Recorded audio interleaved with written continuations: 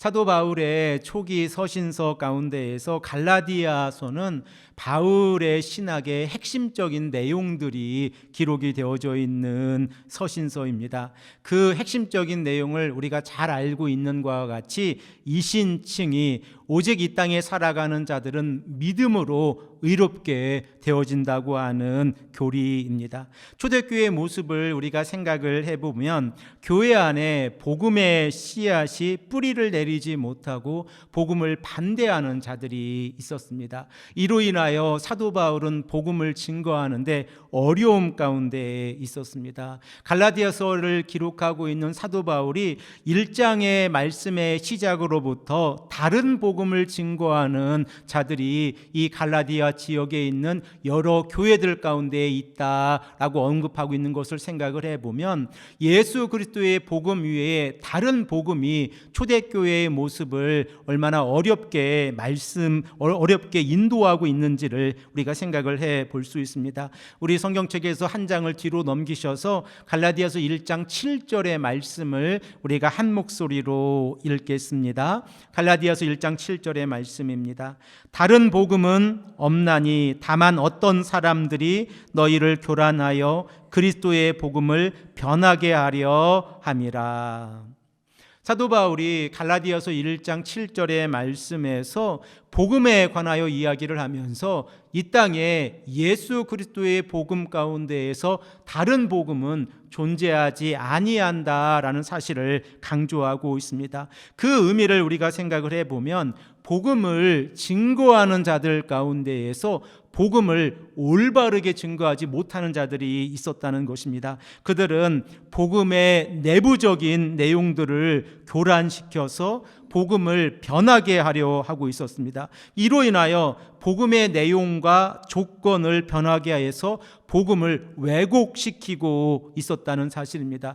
이 사실을 보고 사도 바울은 갈라디아서 1장 8절에서 아주 강한 어조로 이렇게 복음을 변화시키는 자들은 저주를 받게 될 것이다 라고 강조하고 있습니다. 그러면 갈라디아 교회 안에서 사도 바울이 언급하고 있는 다른 복음이라고 하는 것은 결과적으로 어떠한 내용입니까? 우리가 갈라디아서 1장에서 6장의 말씀을 생각을 해 보았을 때 6가지 다른 복음을 증거하고 있는 이 자들이 있었다는 사실을 깨닫게 되어지는데 3장 1절의 말씀을 보면 십자가의 복음으로부터 미혹하는 사람들이 있었고, 그리고 4장 17절의 말씀을 보면 성도들을 이간시키는 사람들이 있었습니다.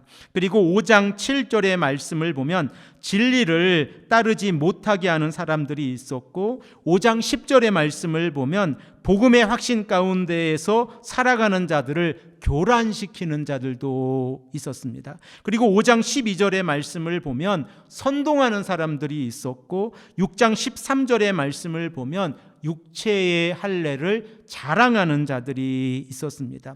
이렇게 갈라디아 지역 안에 여러 교회가 있었는데 그 교회들 가운데에서 이렇게 여러 가지 문제가 있었다는 사실을 사도 바울은 잘 알고 있었고, 그리고 갈라디아 교회에 편지를 보내고 있습니다. 그리고 오늘 본문 말씀 우리가 읽고 있는 2장 11절에서 14절의 말씀을 보면 바울이 안디옥에서 게바 곧 베드로가 한 이 일로 인하여서 이 베드로를 책망하는 이 일이 기록이 되어져 있습니다. 그리고 오늘 본문 말씀 11절에서 13절의 말씀을 보면 베드로가 어떠한 잘못을 하고 있었는지를 우리에게 말씀하고 있는데, 우리 다 함께 본문 11절에서 13절의 말씀을 한 목소리로 읽겠습니다. 게바가 안디옥에 이르렀을 때에 책망받을 일이 있기로 내가 그를 대면하여 책망하였노라. 야고보에게서 온 어떤 이들이 이르기 전에 게바가 이방인과 함께 먹다가 그들이 오매 그가 할례자들을 두려워하여 떠나 물러가매 남은 유대인들도 그와 같이 외식함으로 바나바도 그들의 외식에 유혹되었느니라. 우리가 이 안디옥에서 일어난 사건을 오늘 생각을 해 보기를 원하는데, 이 안디옥에서 일어난 이 사건은 사도행전 15장 이후에 일어난 사건입니다. 그러면 예루살렘을 중심으로 기독교인들이 삶을 살아가고 있었을 때에 그들 가운데에서는 세 부류의 사람들이 있었습니다. 이 세 부류의 사람들이 어떠한 사람인지를 우리가 생각을 해 보기를 원하는데, 첫 번째 그룹은 예수님의 동생 야고보를 중심으로 하여서 유대인 기독교 그룹이 있었는데, 이들은 언약적 율법주의를 기본으로 해서 하나님의 자녀가 되기 위해서는 할례가 필수적인 조건이라고 주장을 하는 사람들이었습니다. 그러므로 그들은 할례를 받지 않고 율법을 지키지 않는 이방인 기독교인들을 여전히 죄인의 그룹에 속해 있는 자들로 생각하고 있었고, 또한 그들을 온전한 그리스도인으로 생각하지 않고 있었습니다. 이러한 배경 가운데에서 유대인 기독교인들은 이방인 기독교인들을 향하여 하나님의 자녀라고 인정하는 모습이 실질적으로 어려운 상황 가운데에 있었으므로, 이 그룹에 소속되어 있는 사람들은 유대인 기독교인들과 이방인 기독교인들을 동일한 그룹에 놓고 있는 것이 아니라 이방인 기독교인들은 조금 부족한 상태에 있는 사람들이다라고 생각을 하고 있었습니다. 그리고 두 번째 그룹이 온건파, 곧 중간에 위치하고 있는 그룹이었는데, 그들은 베드로를 중심으로 해서 이 강경파에 서 있지는 않지만 온건파에 해당이 되는 자들로서 자신들이 유대인들이지만 이방인들과 함께 식탁교제도 가능하다라고 생각을 하고 있었습니다. 그래서 오늘 본문 말씀을 보면 베드로가 안디옥으로 내려갔을 때에 베드로는 유대인 기독교인들과 함께 이방인 기독교인들과 함께 식사를 하는 모습을 우리가 생각을 해 볼 수 있습니다. 그리고 세 번째 그룹은 바울을 중심으로 해서 예수 그리스도의 십자가의 보혈이 어떠한 역할을 했습니까? 라고 하는 사실을 강조하는 그룹이었습니다. 이 그룹에 의하면 예수님께서는 우리의 죄를 용서해 주셨을 뿐만 아니라 유대인들과 이방인들 사이에서 막혀있는 이 담을 헐어주셨다라고 강조하고 있었습니다. 그러므로 예수 그리스도의 십자가의 보혈을 통하여 유대인과 이방인 사이에 막힌 담이 무너졌고 하나의 완전한 공동체를 이루고 있다라고 강조하고 있는 그룹입니다.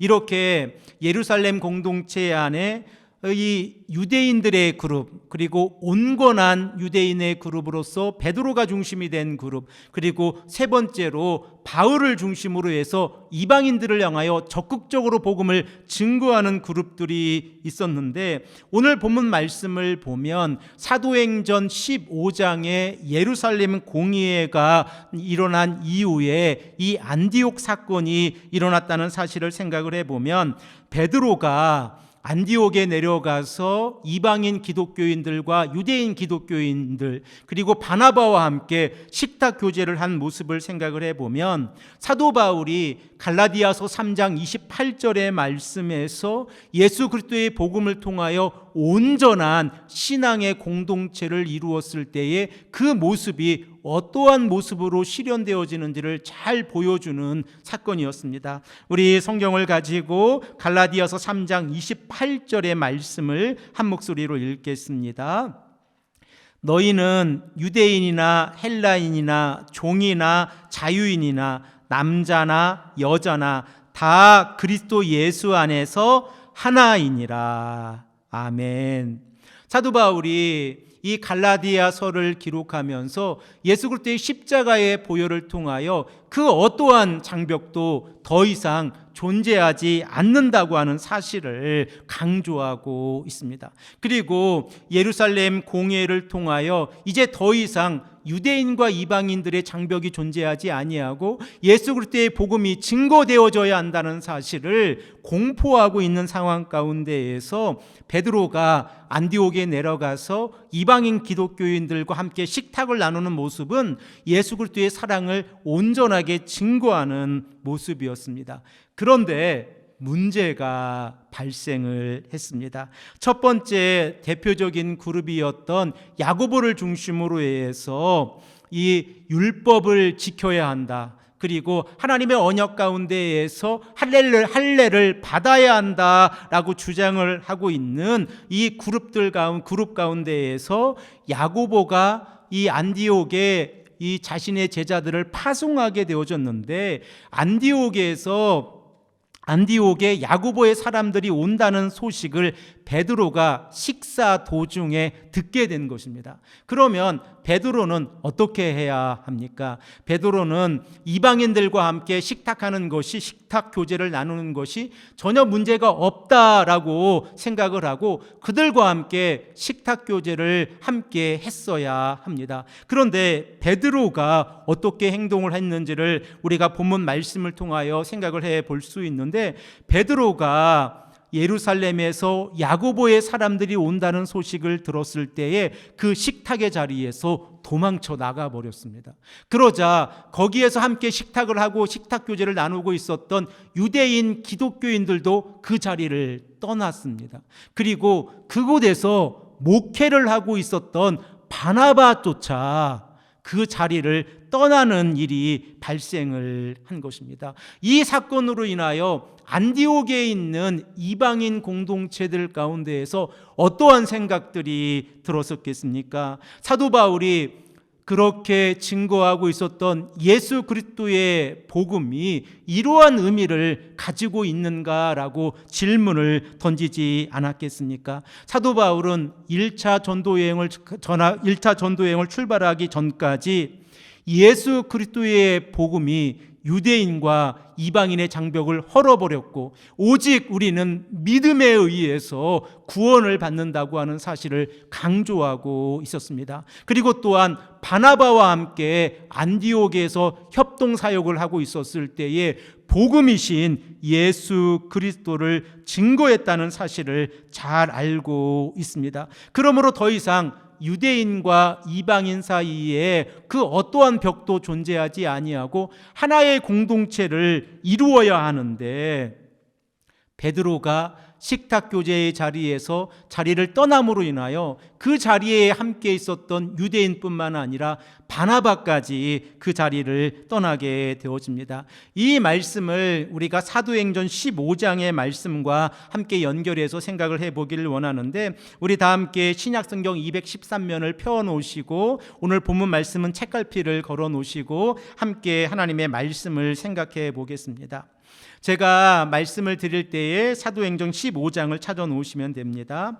사도행전 15장의 말씀의 그 시작을 보면 어떤 사람들이 유대로부터 안디옥에 내려왔습니다. 그리고 안디옥에 있는 그 신앙의 공동체에게 어떠한 이야기를 하기 시작했냐면, 너희들이 예수 그리스도의 복음을 통하여 구원을 받을 수 있지만 할례를 받지 아니하면 구원을 받을 수 없다라고 하는 사실을 강조하기 시작했습니다. 그러자 그곳에서 목회를 하고 있었던 바울과 바나바가 그들과 함께 논쟁을 하기 시작을 했습니다. 바울과 바나바가 어떠한 이야기를 했습니까? 예수 그리스도의 십자가의 보혈은 그 어떠한 장벽도 무너뜨린다는 것입니다. 그래서 더 이상 할례가 필요한 것이 아니라 예수 그리스도의 십자가의 보혈을 믿는 자들은 의롭게 되어져서 하나님의 나라에 들어갈 수 있다는 사실을 강조하고 있었습니다. 그러나 이 논쟁은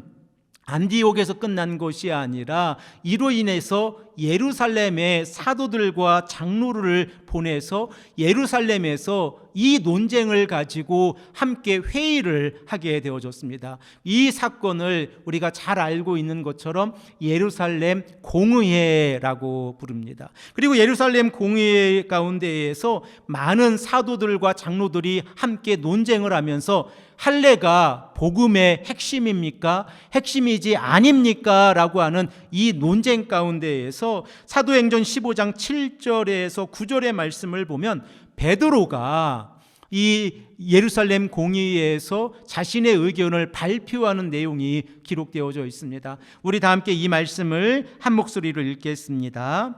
많은 변론이 있은 후에 베드로가 일어나 말하되 형제들아 너희도 알거니와 하나님이 이방인들로 내 입에서 복음의 말씀을 들어 믿게 하시려고 오래전부터 너희 가운데서 나를 택하시고 또 마음을 아시는 하나님이 우리에게와 같이 그들에게도 성령을 주어 증언하시고 믿음으로 그들의 마음을 깨끗이 하사 그들이나 우리나 차별하지 아니하셨느니라. 아멘. 이렇게 베드로가 예루살렘 공의회에서 유대인과 이방인 사이에 더 이상 그 어떠한 장벽도 존재하지 아니한다는 사실을 강조하고 있고, 사도행전 15장 11절의 말씀을 보면 우리는 예수 그리스도를 믿어 구원을 얻게 되어진다는 사실이 강조되어지고 있습니다. 또한 이 예루살렘 안에서 야고보를 중심으로 한 언약적 율법주의를 따르는 사람들의 무리 가운데에서도 야고보가 어떻게 답변을 하고 있습니까? 야고보 또한 아모스 9장 11절의 말씀을 통하여 이방인들이 주를 찾는 것을 괴롭게 하지 말라라고 15장 19절에 말씀하고 있습니다. 다만 야고보가 이방인들에게 한 가지 권면하고 부탁하고 있는 내용이 무엇이냐면 이방인들이 우상을 섬기거나 음행을 하거나 목매어 죽인 짐승의 고기와 피를 멀리하게 하라라고 하는 내용을 강조하고 있습니다. 이렇게 해서 예루살렘 공의회를 통하여 복음이신 예수 그리스도의 복음은 유대인과 이방인의 차별이 있는 것이 아니라 누구든지 예수 그리스도의 복음을 믿는 자들은 하나가 되어지고, 그리고 그 예수 그리스도의 복음을 믿는 자들은 하나님께 나아갈 수 있다는 사실을 강조하고 있습니다. 그런데 이 사도행전 15장의 예루살렘 공의회 사건 바로 이후에 베드로가 안디옥에 찾아갔는데, 안디옥에서 이방인 기독교인들과 유대인 기독교인들, 그리고 그 곳에서 사역하고 있었던 바나바와 함께 식탁 교제를 하다가 예루살렘에서 야고보의 사람들이 온다는 소식을 듣고 도망쳐 버린 것입니다. 그리고 그곳에 있던 유대인들도 도망쳤고, 심지어 그곳에서 목회를 하고 있었던 바나바까지도 도망치는 일이 발생을 했습니다. 이 일로 인하여 바울은 심히 화가 났습니다. 그리고 바울은 베드로를 직접 불러서 책망했다라고 성경은 기록하고 있고, 오늘 본문 말씀 14절의 말씀을 보면 바울이 베드로에게 어떻게 책망을 했는지를 기록하고 있습니다. 우리 다 함께 14절의 말씀을 한 목소리로 읽겠습니다.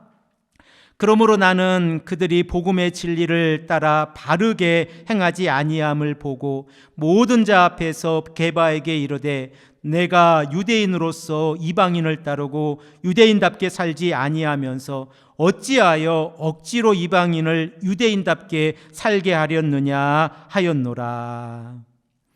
바울이 베드로를 책망하고 있는 내용이 무엇입니까? 베드로가 사도행전 15장의 말씀에서 예루살렘 공의회에서 자신이 직접 발표한 내용과 정반대의 행동을 지금 하고 있다는 것입니다.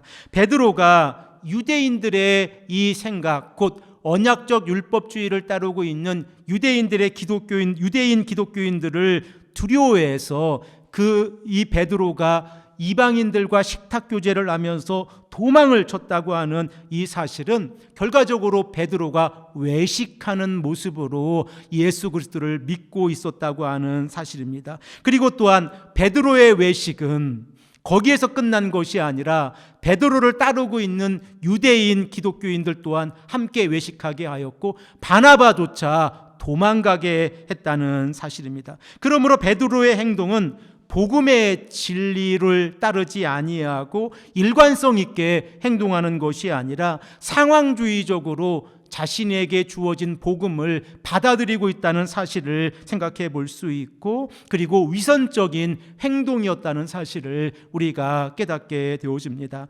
사도행전 10장의 말씀을 보면 베드로가 고넬료 가정을 방문하는 이 사건이 기록되어져 있지 않습니까? 특별히 사도행전 10장 28절의 말씀을 보면 하나님께서 직접 베드로에게 말씀하시고 있는 내용이 있는데, 그 내용을 생각을 해보면 아무도 속되다 하거나 깨끗하지 않다 하지 말라라고 말씀을 하고 있습니다. 그러므로 베드로는 고넬료 가정에 가서 복음을 증거했습니다. 그런데 이 베드로가 야고보를 중심으로 언약적 율법주의를 따르고 있는 자들을 두려워했고, 그리고 복음이 예수 그리스도의 십자가의 복음이 차별이 있다고 하는 사실을 이방인 기독교인들 앞에서 공식적으로 인정해버린 실수가 이 바로 안디옥 사건이라는 사실을 우리가 깨닫게 되었습니다. 우리들은 예수 그리스도의 십자가의 보혈과 부활의 사건을 통하여 우리의 죄가 용서함을 받고 의롭게 되어진다는 사실을 잘 알고 있습니다. 그러므로 복음을 믿음으로 고백하며 나아가는 성도들은 상황주의자가 되면 안 되고 오직 복음의 진리 안에서 살아가야 합니다. 베드로가 상황주의적인 입장에서 자신에게 주어진 복음을 받아들였다고 하는 것이 무엇입니까? 그는 온건파에 해당이 되어졌기 때문에 이 예수 그리스도의 복음을 증거하기 위해서 이방인들에게 가는 노력까지 했습니다. 그럼에도 불구하고 이 언약적 율법주의를 따르고 있는 야고보의 사람들이 이 안디옥에 내려왔다는 사실을 듣자마자 도망쳐 버린 것입니다. 우리들의 모습 가운데에서는 이러한 모습이 있지 않습니까? 세상이 정해놓은 기준 때문에 성경적인 가치관을 내어주는 어리석은 행동을 하고 있지는 않습니까? 또한 세상의 권력 앞에서 성경적인 가치관을 내어주는 어리석은 행동을 하지는 않습니까? 복음은 시대에 따라 변하는 것이 아니라 복음은 변하지 않습니다. 그러므로 우리가 복음 안에서 살아간다고 하는 것은 복음의 진리가 변하지 아니하므로 그 복음을 우리가 믿고, 그리고 그 복음을 따라 행동하고 복음의 길을 걸어가는 것을 의미합니다. 그러므로 이 땅을 살아가는 모든 성도들이 복음의 진리를 받아들였다고 하는 것은 예수님께서 우리에게 어떠한 삶을 원하시는지를 다시 한번 믿음으로 고백하고, 그리고 그 믿음 가운데에서 행동하는 삶을 의미합니다. 이 땅을 살아가다 보면 많은 유혹들이 있지 않습니까? 이 정도는 괜찮아, 이 정도는 많은 사람들, 다른 기독교인들도 다 이렇게 행동하면서 살아가 라고 유혹하는 목소리들도 있지 않습니까? 그럴 때마다 우리들은 성경을 기준으로 우리의 삶을 결정해야 합니다. 그 누구도 우리의 삶을 성경 밖으로 인도한다고 하면 그것은 복음으로부터 벗어난 행동이고 다른 복음이라고 하는 사실을 우리가 다시 한번 깨닫게 되어집니다. 우리가 오직 믿음으로, 오직 말씀에 순종함으로 이 땅에서 살아가면서 하나님의 말씀에 순종하며 나아간다고 하면 복음이신 예수 그리스도를 우리의 신앙으로 고백하고 이 진리가 변하지 않고 오직 예수님의 사랑을 실천하며 말씀 가운데에서 살아가는 삶을 살아갈 수 있습니다. 이러한 복이 이 말씀을 들으시는 우리 온 성도님들의 가정마다 가득 차고 넘쳐나시기를 간절히 축복합니다. 함께 기도드리겠습니다.